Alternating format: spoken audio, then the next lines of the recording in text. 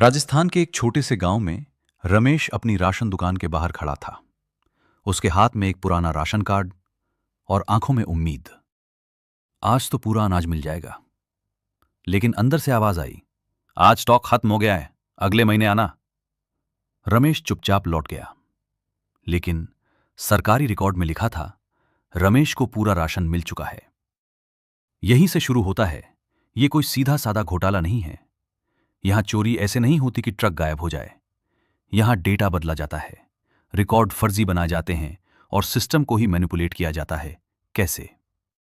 लाखों ऐसे ration card जो असल में किसी के नहीं हैं, लेकिन सिस्टम में एक्टिव हैं। उनके नाम पर हर महीने अनाज उगता है और वो सीधा ब्लैक मार्केट में चला जाता है। गरीब को मिलना चाहिए 5 किलो अनाज, लेकिन मिलता है सिर्फ 2 से 3 किलो। बाकी रिकॉर्ड में पूरा दिया गया दिखाया जाता है, असल में वो बाहर बेचा जाता है। राशन डीलर अकेला नहीं है। लोकल अधिकारी, सप्लाई चेन और कभी कभी बड़े लोग भी इसमें शामिल होते हैं, क्योंकि हर लेवल पर थोड़ा थोड़ा पैसा बन रहा है। पैसा कहां जा रहा है? अब असली सवाल, ये 5,000 करोड़ रुपए जाता कहां है?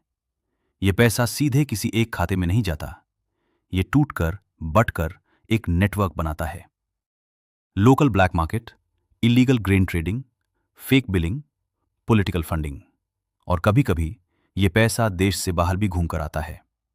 यानी सिस्टम का पैसा सिस्टम के खिलाफ ही इस्तेमाल हो रहा है। सबसे बड़ा ट्विस्ट, सबको पता है सबसे शॉकिंग बात क्या है? ये नया स्कैम नहीं है, ये सालों से चल रहा है और कई बार रिपोर्ट भी हुई है, ऑडिट में भी सामने आया है। लेकिन एक्शन क्यों नहीं होता? क्योंकि ये कोई एक आदमी का खेल नहीं है। ये पूरा सिस्टम है जहां हर कोई थोड़ा थोड़ा फायदा ले रहा है। असर जो सबसे गरीब पर पड़ता है। इस इनविजिबल स्कैम का सबसे बड़ा नुकसान सरकार को नहीं, सिस्टम को नहीं, बल्कि उस गरीब इंसान को होता है जो सच में उस अनाज पर डिपेंड करता है। बच्चे भूखे सोते हैं, परिवार आधा पेट खाता है, और रिकॉर्ड में लिखा होता है सब ठीक है। क्या ये रुक सकता है? सरकार ने कई कदम उठाए हैं, Aadhaar linking, digital ration card, ePOS machines. लेकिन जहां सिस्टम में लूप होल है, वहां करप्शन रास्ता ढूंढ ही लेता है। सबसे बड़ा सवाल तो अब सवाल ये नहीं है कि स्कैम हो रहा है या नहीं। सवाल ये है, क्या हम सच में जानते हैं कि हमारा पैसा कहां जा रहा है? क्योंकि सबसे खतरनाक चोरी वो नहीं होती जो दिखती है। सबसे खतरनाक चोरी वो होती है जो रिकॉर्ड में सही दिखती है, लेकिन असल में कहीं और जा रही होती है। शुरुआत, एक छोटी सी गलती। रमेश की कहानी यहीं खत्म नहीं हुई। उस दिन जब उसे राशन नहीं मिला, वो चुप नहीं बैठा। अगले दिन वो फिर उसी दुकान पर गया। इस बार उसने सिर्फ राशन नहीं मांगा, उसने पूछा, मशीन में मेरा अंगूठा लगाओ। डीलर थोड़ी देर के लिए चुप हो गया, फिर बोला, आज मशीन खराब है, कल आना। यहीं पर रमेश को पहली बार शक हुआ। सिस्टम का पर्दाफाश शुरू। रमेश सीधा ब्लॉक ऑफिस पहुंच गया। वहां एक आदमी मिला, नाम था विकास, सरकारी कर्मचारी जो राशन डेटा संभालता था। रमेश ने उससे कहा, भाई, मेरा राशन हर महीने मिलता दिख रहा है, लेकिन मुझे मिलता नहीं है। विकास ने सिस्टम खोला, कुछ सेकंड तक स्क्रीन देखता रहा और फिर उसके चेहरे का रंग बदल गया। यहां तो लिखा है तुम हर महीने पूरा अनाज ले रहे हो। पहला बड़ा खुलासा। विकास ने डिटेल में चेक किया। हर महीने फिंगरप्रिंट ऑथेंटिकेशन, हर महीने पूरा राशन इशू, और हर बार सक्सेस दिख रहा था। लेकिन रमेश ने कभी अंगूठा लगाया ही नहीं। अब सवाल यह था, अगर रमेश नहीं ले रहा तो उसका राशन ले कौन रहा है? Fake fingerprint game. कुछ दिन बाद विकास ने चुपचाप इन्वेस्टिगेशन शुरू की, और जो सामने आया वो शॉकिंग था। कुछ डीलर लोगों के फिंगरप्रिंट क्लोन कर रहे थे, या सिस्टम में स्टोर्ड डेटा को बाईपास कर रहे थे। कैसे? Pre recorded biometric data, fake authentication devices, या फिर सिस्टम में मैनुअल ओवरराइड।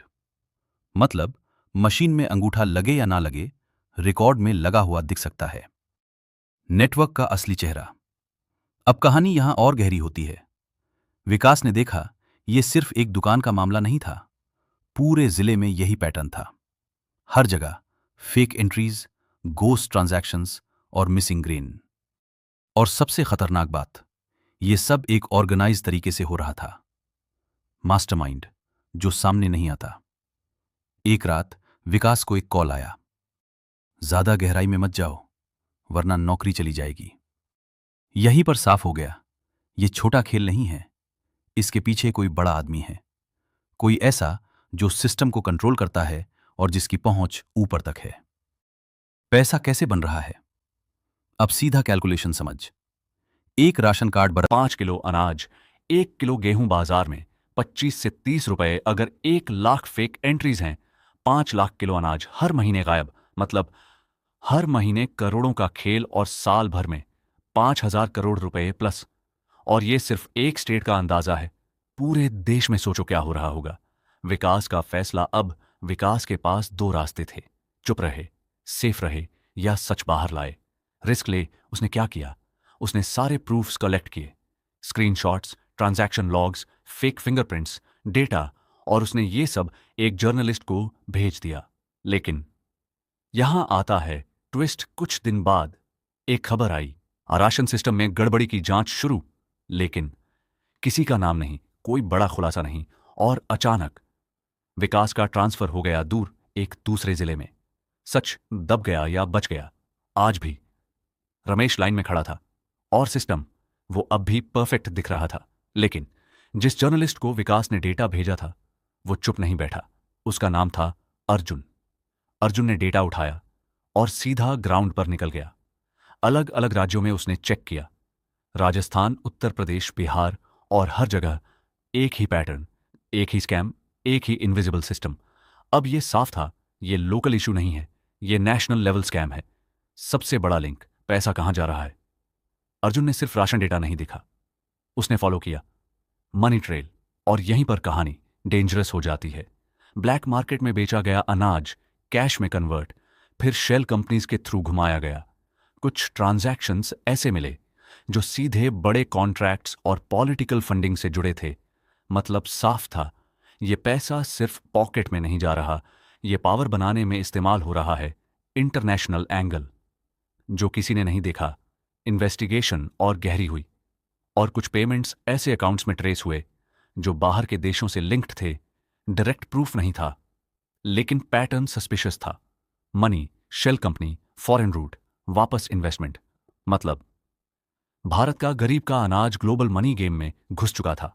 सबसे बड़ा नाम जो सामने नहीं आता। अर्जुन एक बड़े ऑफिसर तक पहुंचा।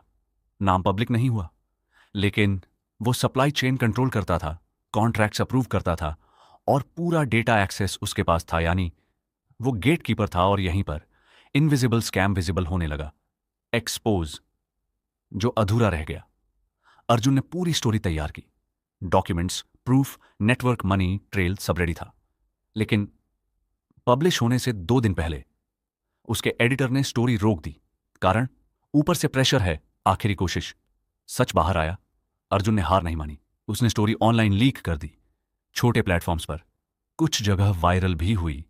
लेकिन मेन स्ट्रीम मीडिया ने इग्नोर कर दिया। कोई बड़ा डिबेट नहीं हुआ, कोई बड़ा नाम सामने नहीं आया। आज की सच्चाई, आज भी भारत में हर साल लाखों टन अनाज भेजा जाता है, हजारों करोड़ रुपए खर्च होते हैं। रिकॉर्ड कहता है सब कुछ सही चल रहा है, लेकिन जमीन पर लोग अब भी अधूरा राशन लेकर घर जाते हैं। सवाल ये नहीं है कि 5,000 करोड़ रुपए का स्कैम हो रहा है या नहीं। सवाल ये है, अगर सब कुछ डिजिटल है, सब कुछ ट्रैक्ड है, तो फिर यह पैसा गायब कैसे हो रहा है? कहीं ऐसा तो नहीं सिस्टम ठीक है, लेकिन उसे चलाने वाले ठीक नहीं हैं? और सबसे खतरनाक बात, यह चोरी छुपकर नहीं हो रही, यह खुले सिस्टम के अंदर हो रही है। फिर भी कोई बड़ा नाम सामने नहीं आता, कोई सजा नहीं होती। तो अगली बार जब तुम सोचो कि तुम्हारा टैक्स सही जगह जा रहा है, एक बार यह जरूर सोच लेना, कहीं वो भी इस इनविजिबल सिस्टम का हिस्सा तो नहीं बन रहा। क्योंकि सबसे खतरनाक स्कैम वो नहीं होता जो पकड़ में आ जाए। सबसे खतरनाक स्कैम वो होता है जो सही दिखता है, लेकिन असल में गलत होता है। 5,000 करोड़ रुपए का ये इनविजिबल स्कैम शायद आज भी चल रहा है, और हम बस देख रहे हैं।